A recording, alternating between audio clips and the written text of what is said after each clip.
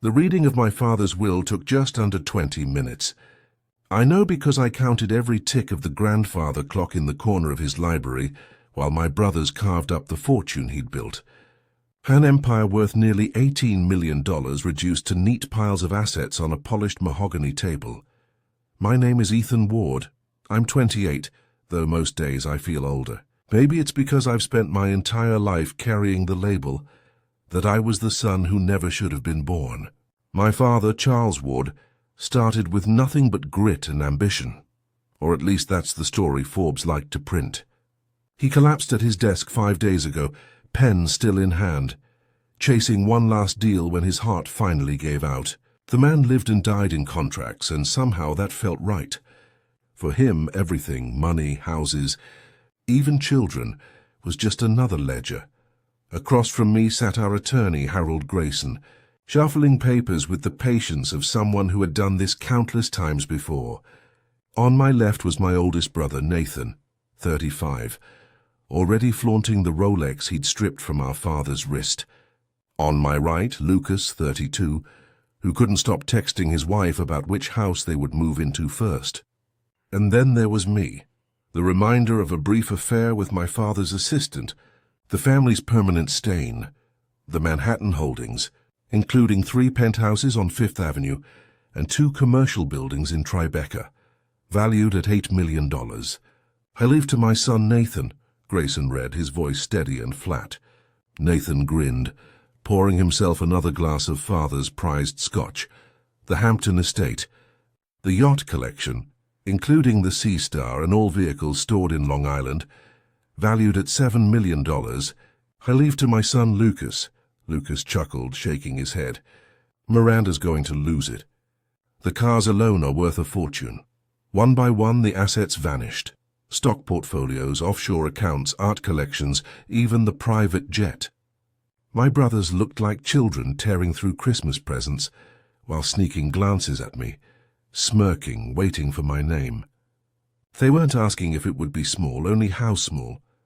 Ethan, Grayson finally said, drawing the word out just long enough for Nathan and Lucas to lean forward like vultures. From his case he pulled a plain brown envelope, its edges worn soft with age. My name was scrawled across it in my father's unsteady handwriting. The ink faded as if it had been waiting years to be read. I leave this envelope to be opened in private, containing what my son needs to know. The silence that followed was sharp, broken only by Nathan's bark of laughter. He laughed so hard he nearly spilled his drink. An envelope? That's rich. 28 years of being a shadow and you get stationery. Lucas smirked, his voice smooth but cutting. Maybe it's a thank you note. Thanks for knowing your place. Or better yet, directions to a job application.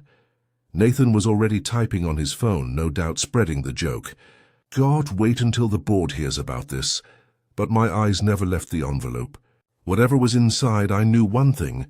It wasn't a joke. The bastard gets paper while we get the empire. Nathan raised his glass, grinning at Lucas, while Mr. Grayson handed me the envelope. There was something in the lawyer's eyes. Pity, maybe, or just restraint. But whatever it was, it made the envelope feel heavier than it was. 28 years of trying to belong in this family. And all I had to show for it was something that weighed less than a postcard. Gentlemen, Harold Grayson continued, ignoring their laughter, your father asked that I read this final statement aloud. He cleared his throat and adjusted his glasses. Blood may decide birth, but character decides worth. I trust each of you will receive exactly what you deserve.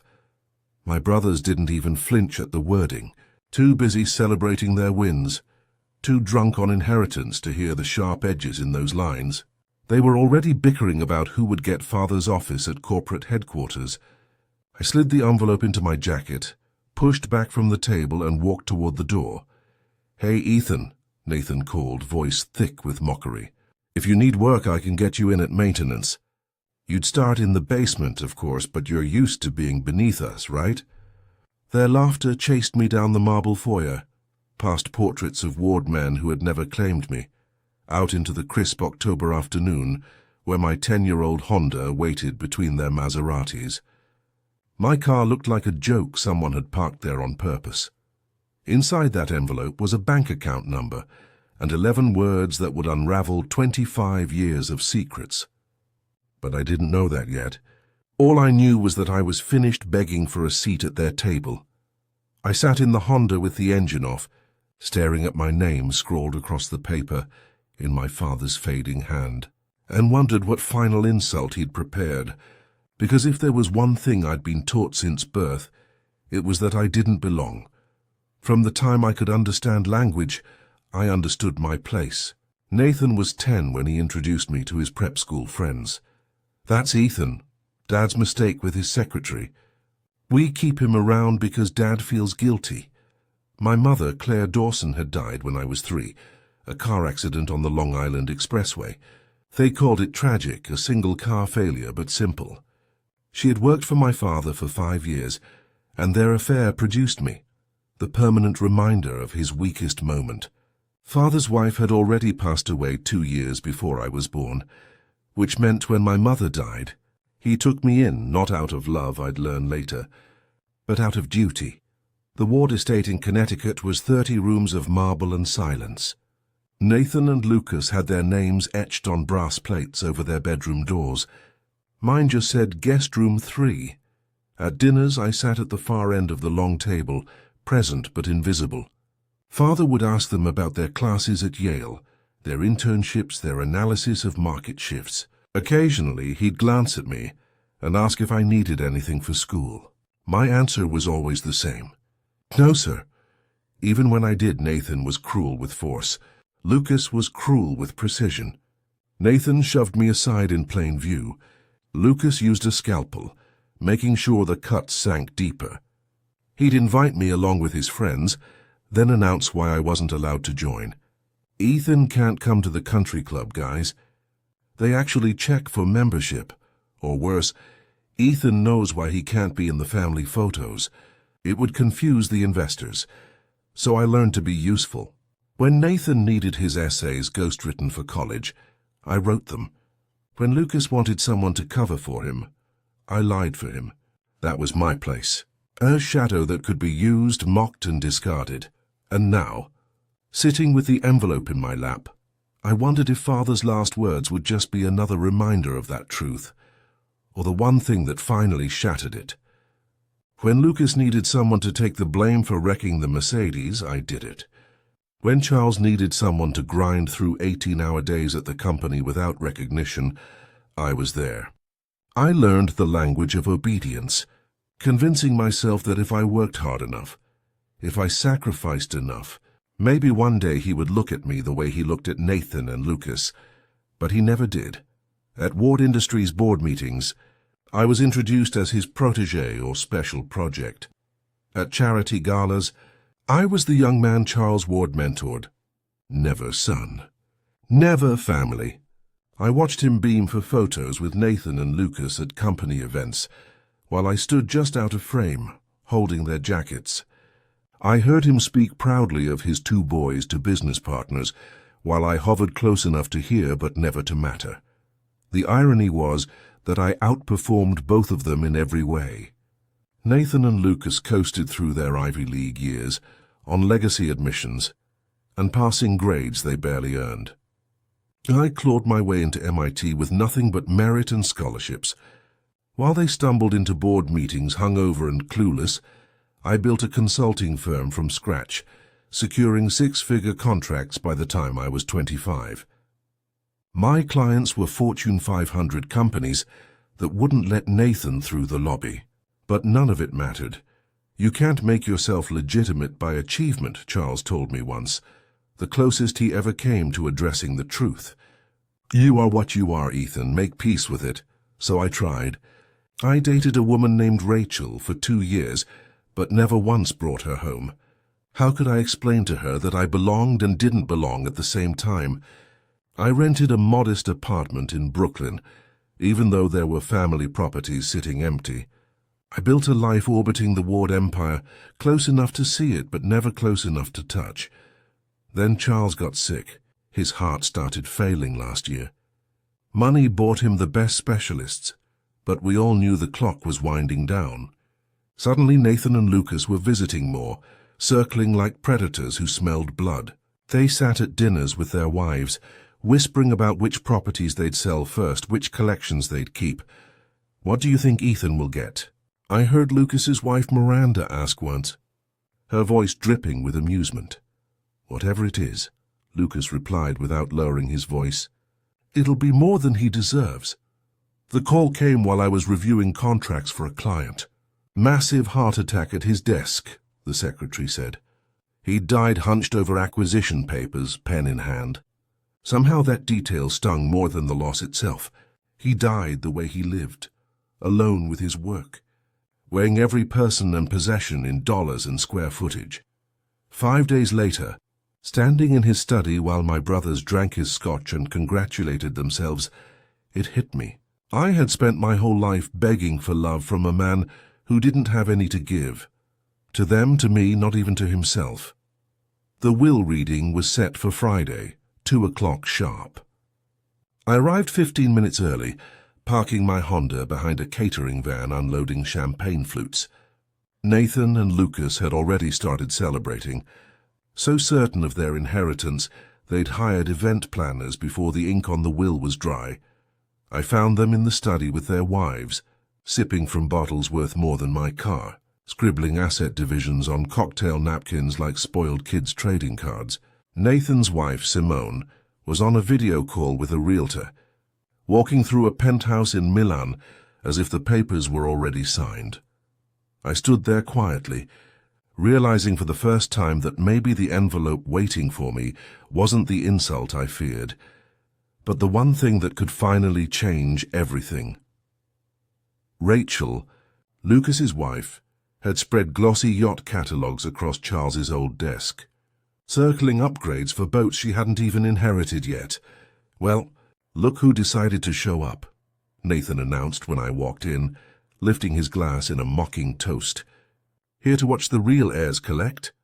"Just here for the reading," I said, slipping into the corner chair I'd always been pushed toward during family meetings, the one that reminded me I wasn't really part of them. "Smart to keep your expectations low," Lucas added without glancing up, his thumbs moving fast across his phone screen as he listed one of the properties he was sure he'd get. "Though I am curious what Dad left you. My guess? That busted Rolex he never fixed. Seems poetic. Broken watch for the broken son."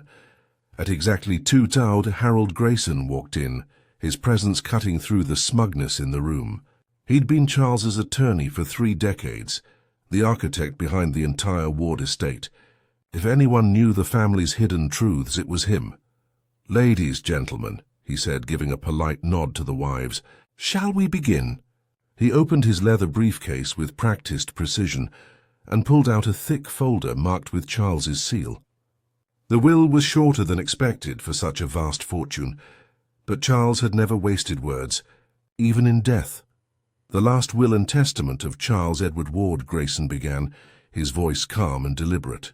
"Executed 3 months prior to his passing, superseding all prior documents.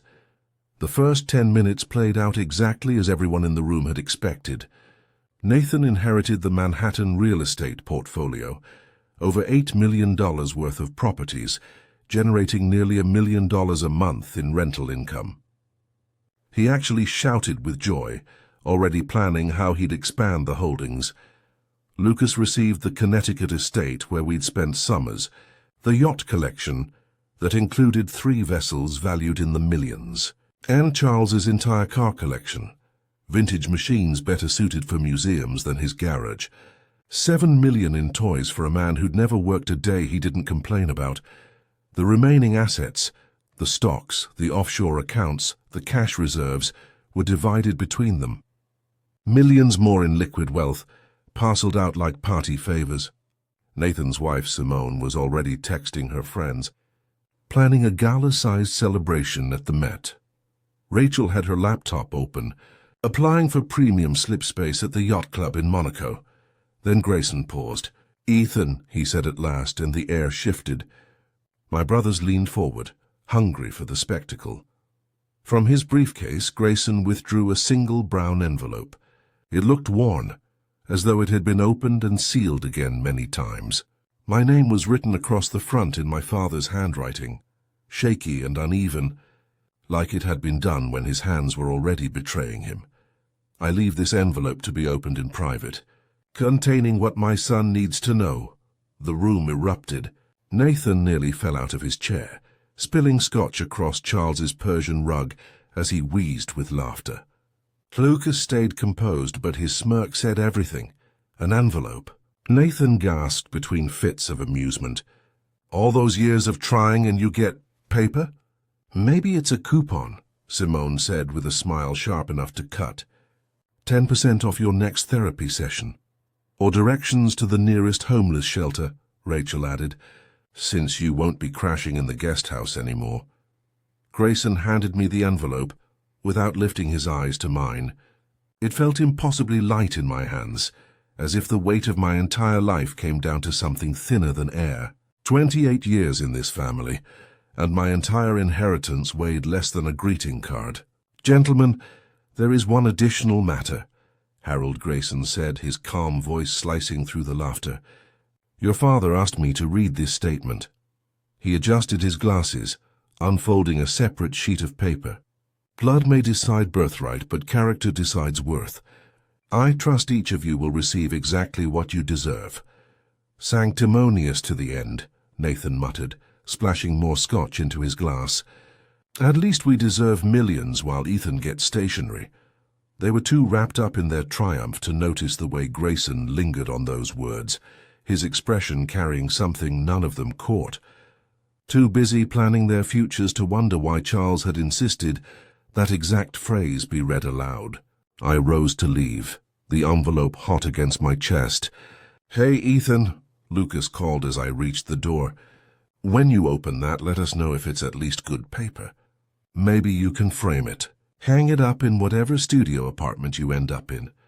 Their laughter followed me out, past the catering staff laying out champagne flutes, past portraits of ward men who would never acknowledge me, out into the sharp October air, where my battered Honda sat waiting like the only honest thing I owned. I sat in the car for nearly an hour, engine off, staring at that envelope as though it might detonate. Part of me wanted to rip it in half, to deny my father the satisfaction of one last humiliation. But curiosity cuts deeper than pride, especially when you've lived your life searching for answers you were never allowed to ask. By the time I finally drove back to my Brooklyn apartment, the estate was alive with celebration. Through the tall windows I could see shadows moving, glasses raised, a party already in full swing. I dropped my keys on the counter and set the envelope on the kitchen table. The paper was heavy, older than I expected, the kind people don't use anymore. I unfolded it carefully. Inside was a single sheet, handwritten in Charles's familiar script, steady unlike the shaky letters on the envelope. This note had been written years earlier, when his hands were still strong. Ethan, this is for the son who was never supposed to exist. Account number 444782911163, Zurich Liberty Bank. Your mother knew why. That was all. No explanation, no apology. Not even acknowledgement beyond reminding me I was a mistake. Just a bank account number in Switzerland and a cryptic reference to my mother long gone. I read it again and again, 5 times until the words blurred. The son who was never supposed to exist. Even in his last message, he couldn't resist branding me an error. I flipped open my laptop, still on the kitchen table where I'd left it that morning, beside an unfinished client proposal. I typed Zurich Liberty Bank into the search bar, their polished logo promising the kind of secrecy that had hidden fortunes for generations. The login was easier than expected. Account number, my social security, and a single security question, my mother's maiden name. Dawson. Claire Dawson. Before I pressed enter, before I saw what balance lay behind that account, I froze. There was something else in his words, something that didn't fit. Your mother knew why. The words sat heavy in my chest. I'd never questioned my mother's death. Why would I? It was always explained as a car accident, when I was 3 years old. Tragic, yes, but simple. Yet my father's final note, hinted at something more, something my mother had carried to her grave. I closed the Zurich Liberty Bank page and pulled up the New York accident records. After digging through the database, I found it. October 15th, 1999, Claire Dawson. Single car crash on the Long Island Expressway. The summary matched the story I'd been told. Brake failure, fatal on impact. But there was an attachment I'd never seen before. The full investigation report.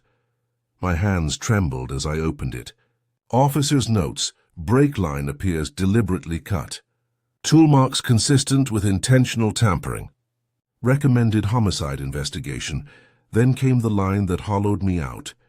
Case terminated at family's request. See authorization. At the bottom was my father's signature. Charles Ward had shut down the investigation into my mother's murder. I fumbled for my phone and called Harold Grayson. He answered on the first ring as though he'd been waiting. "Ethan," he said, his voice measured, "I assume you've opened the letter. What the hell is this?" I snapped. What did my father know about my mother's death? There was a pause long enough to hear him breathing. "I can only share what Charles authorized. Check the account first. Then you'll understand why she died. The truth has been waiting for you. Tell me now," I demanded. But the line went dead. I leaned back in my chair, staring at the two tabs glowing on my laptop, the accident report in one, the bank login in the other. My mother had been murdered. My father knew it, and somehow the key to everything was in a Swiss bank account he'd left only to me. I returned to the banking site, my pulse hammering. Entering the account number again, I held my breath as the page loaded. Slowly, agonizingly, the numbers appeared. I blinked. Refreshed the page once, twice, 3 times. The balance didn't change, $127 million. I was still frozen, trying to convince myself it wasn't a mistake, when my phone rang. The caller ID showed an unknown international number. "Mr. Ward," the voice said, old and deliberate, tinged with a German accent. "My name is Heinrich Ducker. I have waited 25 years for you to access this account. Your mother entrusted me with instructions for this moment." I tightened my grip on the phone. This can't be real." "There is no error," Ducker replied, each word steady. "The account has grown for nearly 3 decades, untouched until today. But you must understand, the money is not the whole story. Your mother's death, your father's silence, even the inheritance your brothers are celebrating, it all connects. And now, Ethan, the truth is yours to uncover." I glanced back at the impossible number glowing on my laptop screen.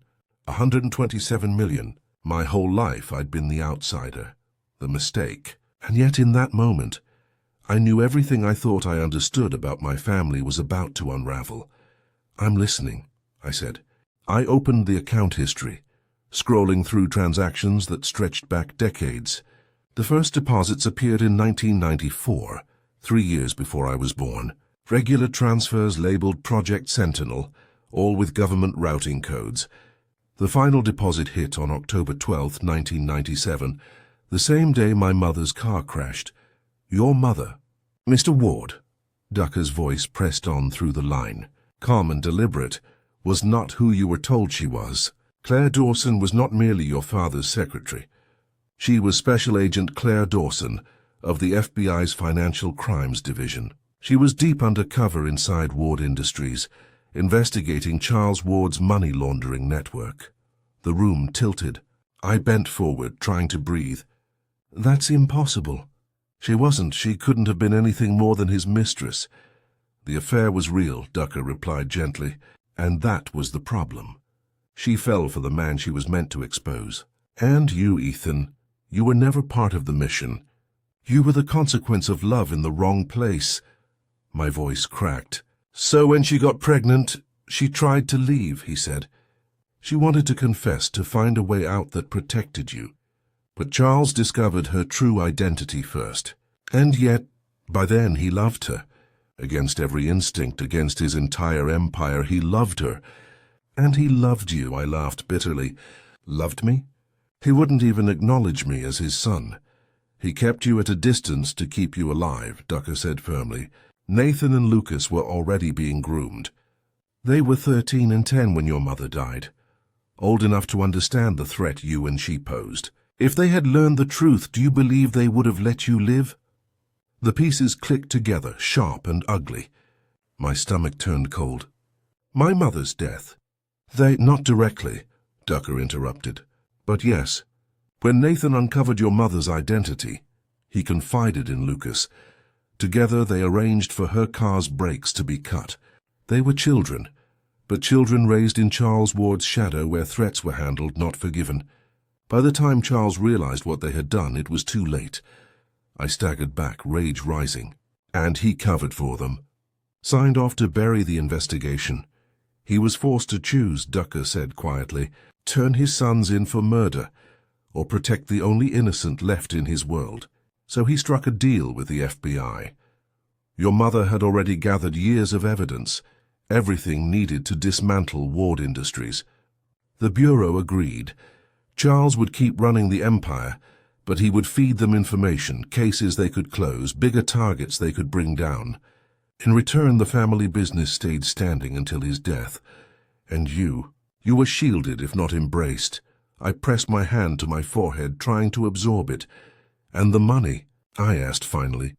Your mother had already begun building an escape fund, Ducker explained. She converted evidence into assets, sold secrets to rivals, moved money into channels that would take decades to track. It was her insurance policy. After she died, Charles added to it every year. For every crime your brothers committed, every dollar they stole, he matched it in your account. Their inheritance is blood money. Yours is clean. I began pacing, the walls of my apartment closing in on me. 28 years of rejection, cruelty, distance. And this was the truth buried beneath it all. There's more, Ducker added. Your account has secure messages. They were set to unlock once you accessed the balance. Open them, Mr. Ward. Only then will you understand the rest. I turned back to my laptop, my hand trembling as I clicked on the message tab. Hundreds of files appeared on the screen. Financial records, photographs, recorded conversations. Proof of every crime Charles Ward's empire had committed for more than 30 years. But the newest files stood out. They were all focused on Nathan and Lucas, dated within the last 5 years. Your brothers didn't just inherit property and accounts, Ducker said quietly.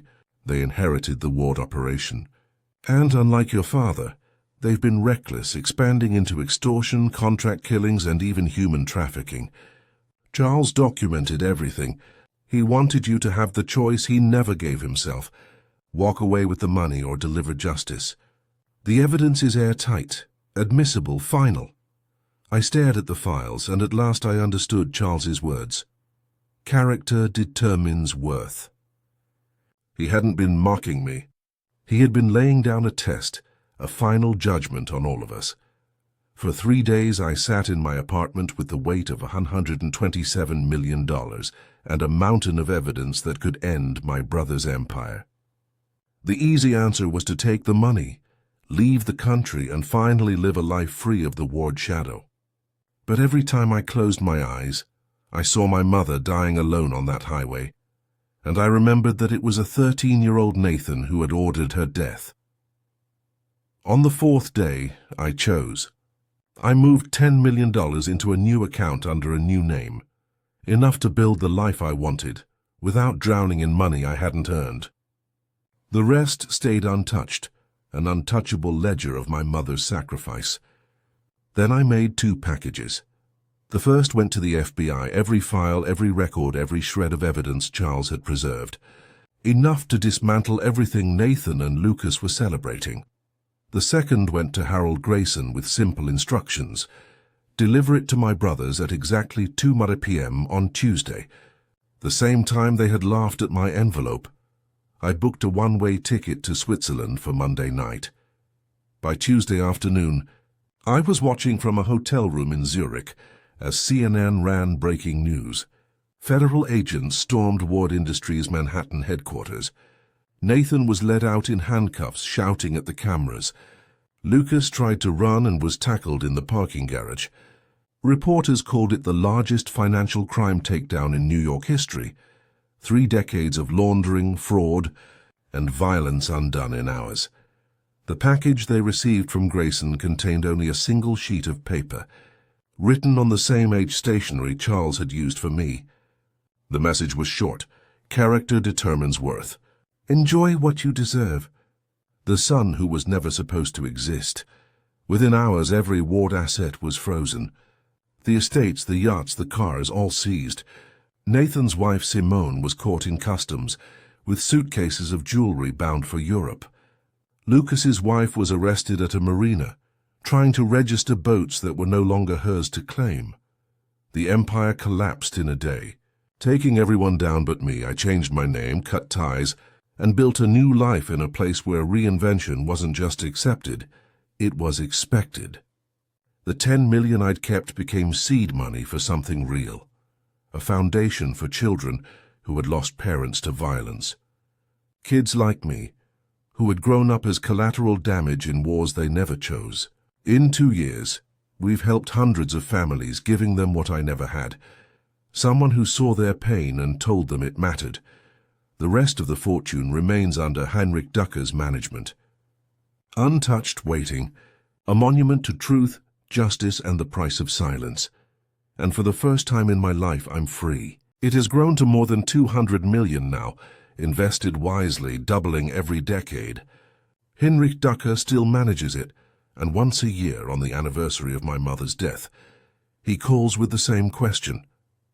Will you claim it this year, Mr. Ward? And every year I give him the same answer. No, I'm fine without it, because that's what I finally understood, sitting in a Swiss hotel room as I watched Nathan and Lucas hauled away in handcuffs on international television. My father had given them exactly what they wanted, the Ward Empire, every poisoned dollar of it. And he had given me something far greater, freedom. My mother died trying to keep me from that life. My father kept me at arm's length, not out of cruelty but out of protection. Every cold shoulder, every denial, every moment he reminded me that I didn't belong. It wasn't rejection, it was survival. He made me strong enough to live without his love, because one day I would have to live without his shield. The real inheritance wasn't the money or the documents or even the truth. It was the chance to decide for myself who I wanted to be once everything I thought defined me was stripped away. Nathan and Lucas never had that chance. They were born into the machine, trained to serve it, and in the end destroyed by it. But I was the child who was never supposed to exist, which meant I was free to exist however I chose. Sometimes, when I'm in Zurich, I pass by those banks and think about the fortune still sitting there, growing like some gleaming monument to everything my family lost. Sometimes I wonder what my life would look like if I claimed it all. But then I remember my mother, who gave her life to keep me from that corruption. I remember Charles, who endured a lifetime of cold calculation to protect me from it. And I keep walking, because some inheritances are too heavy to carry. Some fortunes cost more than they're worth. And sometimes the greatest wealth is realizing that you already have enough. That's the truth of being the son who was never meant to exist. Once you accept it, you're finally free to define yourself on your own terms.